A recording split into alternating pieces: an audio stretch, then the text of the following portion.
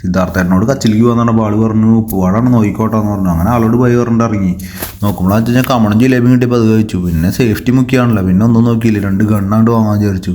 അങ്ങനെ നോക്കുമ്പോൾ കിടന്നു വളർന്ന് 4 വെടിയാണ്ട് വെച്ചു. പിന്നെ ഒന്നും ചിന്തിക്കണ്ടല്ലോ. കയ്യിലാച്ച് കഴിഞ്ഞാൽ കുറച്ച് കപ്പലിൻ്റെ മാത്രമല്ല, എന്ത് ചെയ്യുക, കിട്ടിയ പെട്രോമ്പിൽ കിടന്നിട്ട് അത് കഴിച്ചിട്ട് അവിടെ കിടക്കാൻ വിചാരിച്ച് കിടന്നപ്പോഴാന്ന് വെച്ച് കഴിഞ്ഞാൽ 2 ആൾക്കാർ വന്നിട്ട് കുറച്ച് ഫുഡ് കൊടുന്നു. അത് കിട്ടിയപ്പോഴാന്ന് കുറച്ച് സമാധാനം കിട്ടി.